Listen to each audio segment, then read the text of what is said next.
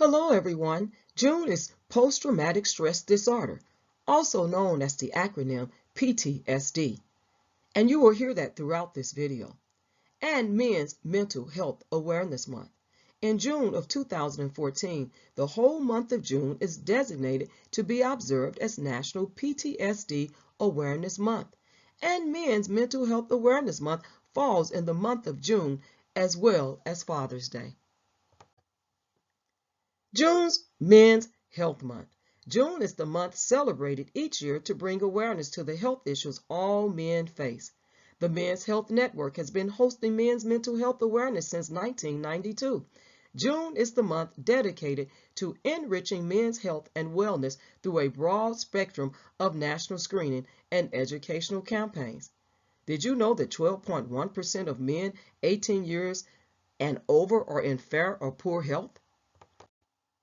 Congress passed a bill, More Awareness and Resources Needed. In June 2010, the United States Congress declared June 27 PTSD Awareness Day to bring attention to this serious disorder.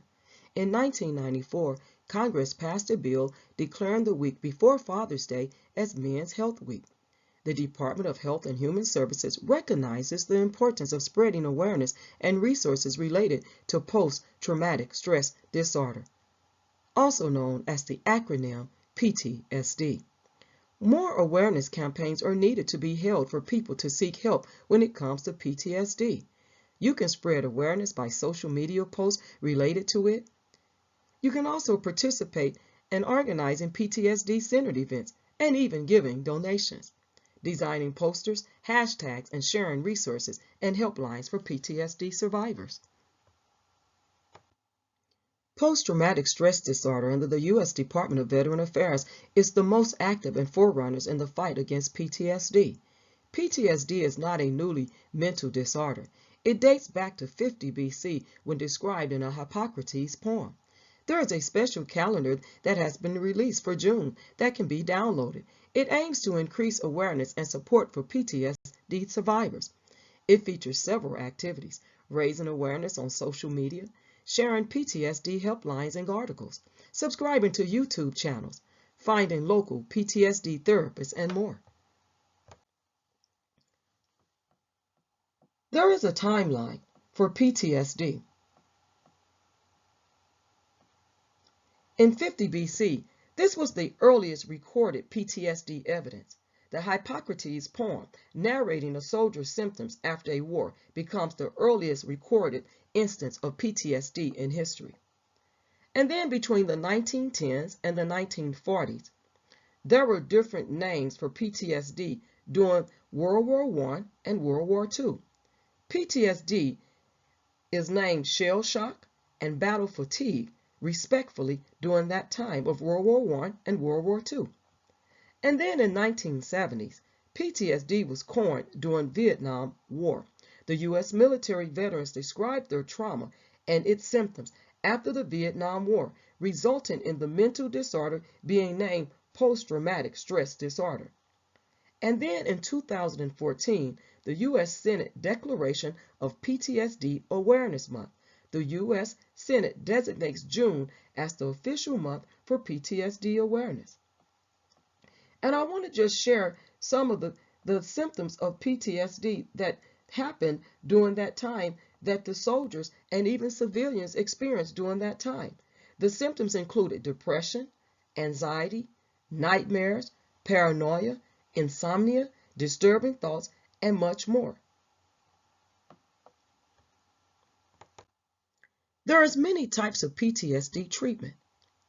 In the earlier stages of treatment, shock therapy was used. But as modern technology and extensive research progress, there is group therapy, individual therapy, counseling, and antidepressants were used then and are currently still being used. And I want you to know that not all wounds are visible. Did you know that there's 5 facts about PTSD trauma? 8% of the population will experience PTSD. The National Center for PTSD states that around 7 to 8% of the population will experience PTSD in their lifetime. And women are more likely to be PTSD sufferers. Women are twice more likely to suffer from PTSD than men due to a sexual assault or trauma event. There is the big T and the small t types of trauma. There are two types of trauma, and they range in the severity of the causes and triggers. The big T is any type of trauma that has occurred due to a life-threatening situation like wars, natural disasters, physical assault, etc. Well, while the small t is caused due to a disturbing event that is not life-threatening, like divorce, abrupt relocation, financial woes, and more. And then trembles are normal after trauma. Experts state that it is completely normal and healthy to experience shivers and trembling after a traumatic, stressful event, as it is the body's way to release all of the excess adrenaline. And then PTSD is not just from personal experience. Many people develop PTSD simply because they heard or witnessed someone else going through a traumatic event. There's also recommendations to help with mental health. There's self-care, taking care of yourself, focusing on yourself. And I want you to know that focusing on yourself is not selfish. You have to have self-care about yourself. And then recognizing your self-worth, knowing that you matter and you are good enough. And then the basic personal rights. And you can check out my video I did some time ago on basic personal rights. And then writing a list of what you value, writing it down. And then standards, developing standards for yourself and setting common boundaries and sticking to those common boundaries. Then finding out what triggers you. And also meditation, meditating on music, meditating on positive thoughts, and meditating on things that can help you change behaviors that could be negative, and you want to develop positive behaviors. And then reading books that you enjoy, listening to music, exercising, dancing, and increasing pleasurable activities. And if you've heard of the mantra, developing a mantra quote. And when things get hard, or you start to feel your anxiety level come up and elevate, then guess what? You can use a mantra quote, and whatever quote that is that you have developed. And then when things get really hectic or you're needing support, you can call out or seek a friend, ask for help or support, or take a time out. Just take a time out. Sit down and just take a deep breath. Walk away from others when things get tense and just say, I need to walk away. I need a break. And then when those negative thoughts come up, those obtrusive thoughts, those intrusive thoughts, then start to think positive, using positive statements about yourself.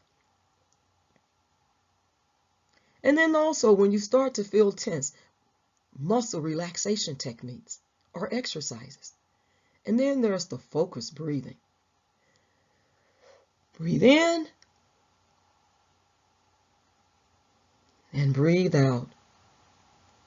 And there is some technique that even when you're breathing in, what was going through your mind at that time? Was it positive? And then focusing on a focal point. What do you see or think about when you're looking at that focal point? And then developing or practicing a healthy lifestyle and even incorporating healthy eating, healthy foods, healthy snacks. And then using assertive behavior that does not violate others. And then practicing learned skills to help you.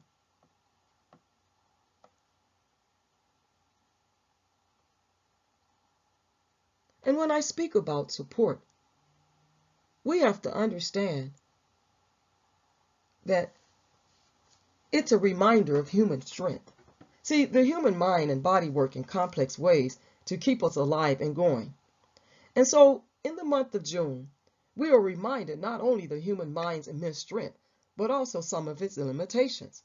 It is a reminder that we are not machines and that it is completely normal to feel the emotions that we do.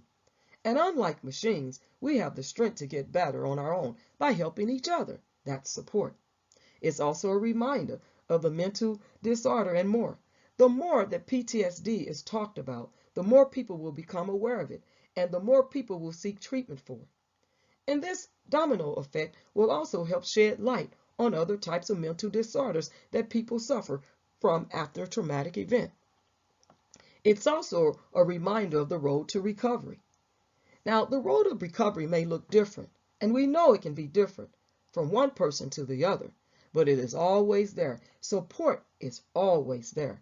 See, the month raises awareness about better treatment options. It also talks about the different trigger points and what people can do to reduce or avoid them.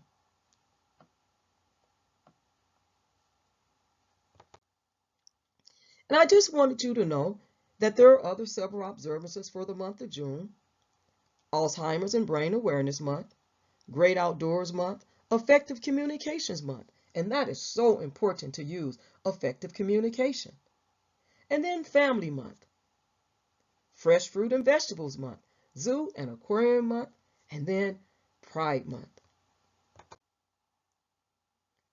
And then there is quite a bit of resources that you can refer to.